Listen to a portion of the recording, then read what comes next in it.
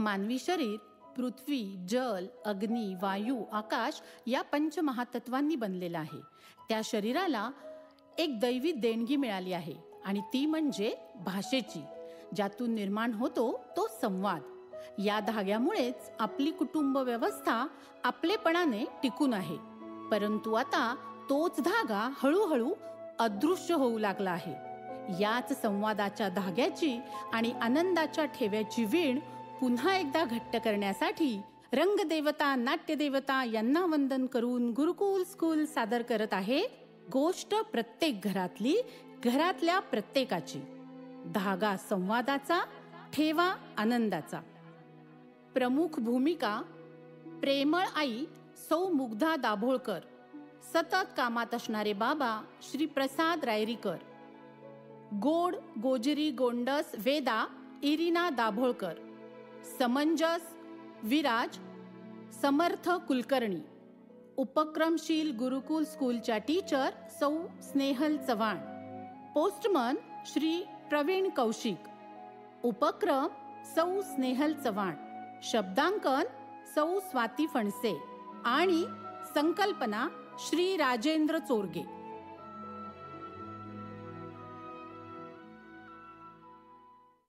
नमस्कार, स्नेहाज रेसिपीमध्ये आपले स्वागत आहे. आज आपण करणार आहोत बीटाचे लाडू. रोज त्याच पॅटर्नचं खाऊन मुलं कंटाळली आहेत. उद्या शनिवारसाठी काहीतरी वेगळं आणि पौष्टिक शोधते. खात रहा, आनंदी रहा आणि आमच्या पोटावर प्रयोग करा. बोला सरकार, आज मार्केट काय झालं? गेले काही दिवस झालं मार्केट सारखं व्होलाटाईल राहते बघ. घराचा EMI तर आहेच आणि मी माझ्या हट्टानं नवीन कार घेतली आहे ना, त्याचा अजून एक EMI. त्यात दुष्काळात 13वा महिना. मार्केट सारखं क्रॅश होतंय बघ. अरे या सोन्याचा भाव काय झाला रे? शाळेतली मज्जा आई बाबांना सांगूया का दादा? वा, आलात का तुम्ही? चला फ्रेश व्हा, मस्त खाऊन घ्या आणि क्लासला पळा बघू. बाबा आलात का रे पोरांनो? शाळेत अभ्यास केला ना का नुसती दंगामस्ती? चला पटपट आवरून घ्या आणि क्लासला जावा. टाइमपास करू नका. हे बघ, आता स्पर्धा खूप वाढली आहे. आपण काही दिवसापूर्वी त्या फाउंडेशन कोर्सबद्दल बोललो होतो, त्याचं काय झालं? त्या क्लासची एंट्रन्स आपल्या विराजने क्रॅक केली तरच त्याला त्या फाउंडेशन कोर्सला ॲडमिशन मिळेल. शनिवारचा अर्धा दिवस आणि रविवारचा अख्खा दिवस नुसता हुंदडत राहतोय. बिझी ठेवलं पाहिजे त्याला. Time is precious. कोणता फाउंडेशन कोर्स फायनल करायचा ते जरा बघ. हो ना, माझ्या सगळ्या मैत्रिणींनी सुद्धा त्यांच्या मुलांना फाउंडेशनचा कोर्स लावलाय. पण मीच विचार करत होते, हो राहू दे ना जरा शनिवार रविवार मुलांना मोकळं राहायचे दिवस नाहीयेत आता. नोकरी धंद्यात सगळीकडे प्रचंड कॉम्पिटिशन आहे. बरं हो, बघते. आज संध्याकाळी जाते आणि फायनल करते. मग मला पण सगळ्या मैत्रिणींना सांगता येईल सगळ्यात महागड्या आणि सगळ्यात चांगल्या फाउंडेशन कोर्सला मी ॲडमिशन घेऊन दिली म्हणून. मी कशासाठी सांगतोय आणि तुझं वेगळंच काहीतरी. ठीक आहे, मी पण निघतो आता. थोडं काम आहे ते करून येतो. हो चालेल. सवेरे सवेरे यारों से मिलने, सूरज सा चमके हम स्कूल चले हम. जय हिंद मुलांनो. जय हिंद. सर्वांनी लक्ष देऊन ऐका. आज आपण एक नवीन उपक्रम घेणार आहे. त्याचं नाव आहे पालकांना पत्र. कोणी कोणी याआधी पत्र लिहिलं आहे रे? नाही मिस. आपल्याला तसलं काय माहित नाही. ओके, चला तर मग आता मी जे सांगते ते लक्षपूर्वक ऐका आणि नंतर लिहा. तुम्ही सर्वांनी आपल्या आईबाबांना पत्र लिहायचं आहे. त्या पत्रात आईबाबांचे चांगले गुण आणि तुम्हाला अपेक्षित असणारे बदल दोन्हीही लिहायचे आहेत.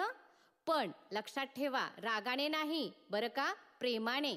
कारण भावना शब्दांनी सांगितल्या की नातं अधिक घट्ट होतं. लिहिणार का सर्वजण पत्र?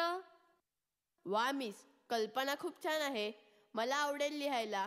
पण पत्र वाचून आई बाबा रागवणार तर नाहीत ना? अजिबात नाही. या पत्रामुळे तुमच्या घरातील वातावरण आनंदी होईल नक्की. असं झालं तर किती छान होईल. मी लिहायला सुरू करतो. हो हो आम्ही पण लिहितो.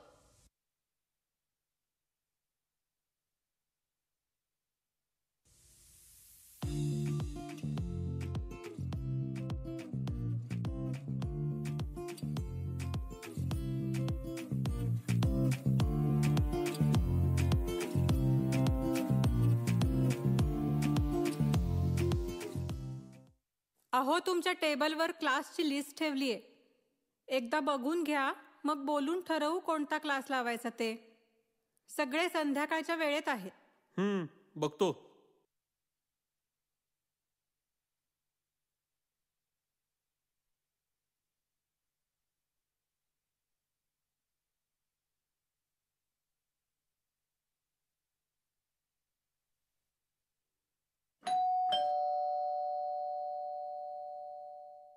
आता कोण आलंय? कोण आहे? मी पोस्टमन पत्र घेऊन आलोय. पत्र पहिल्यांदाच येत आहे आमच्याकडे. कोणाचं आहे? ते तुम्ही पहा, पण मला मात्र या 2 दिवसात पोस्टमन असल्यासारखं वाटतंय.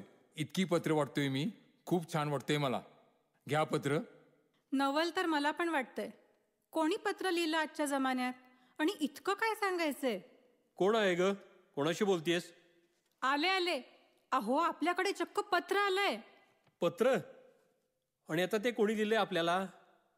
अरे बापरे, अजून कोणता हप्ता पेंडिंग आहे काय? वाच बरं. हो हो, वाचते. प्रिय आई बाबा, साष्टांग नमस्कार. प्रिय आई बाबा. काय रे मुलांनो, तुम्ही लिहिलंय हे पत्र? हो, मीच लिहिलंय हे पत्र. विराज, तू लिहिलंस पत्र? स्मार्टफोनच्या पिढीतली तुम्ही दोघं आणि पत्र लिहिताय?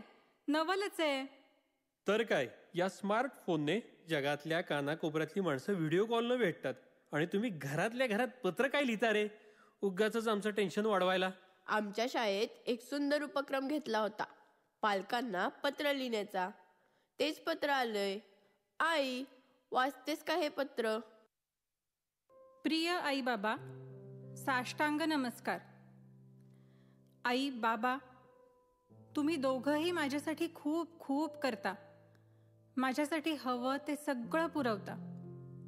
मला त्याबद्दल तुमचा खूप अभिमान वाटतो.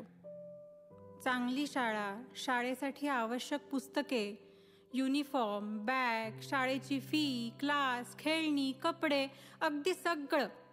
आई सकाळपासून रात्रीपर्यंत नुसती धावत पळत काम करत राहतेस. पण माझ्याशी बोलायला मात्र तुला वेळ नसतो. आणि वेळ असेल आणि मी बोलायला येतो तेव्हा तू मोबाईल घेऊन असतेस. मला म्हणतेस, आता नको रे, जा तुझं तू काम कर. बाबा, तुम्ही पण खूप मेहनत करता. आमच्यासाठीच करता सगळं, मला माहीत आहे. पण तुम्ही कायम फोनवर किंवा लॅपटॉपवरच असता. तुमच्या चेहऱ्यावरचं हसणं कुठेतरी गायब झालंय. आम्ही लहान असताना आपण किती मस्ती करायचो, पण आता तशी मस्ती करणं आपण विसरूनच गेलोय. आई बाबा, तुम्ही आमच्या सुखासाठीच ही सगळी धडपड करताय याची आम्हाला जाणीव आहे. तुमच्या दोघांचंही आमच्यावर प्रेम आहे हे आम्हाला माहीत आहे.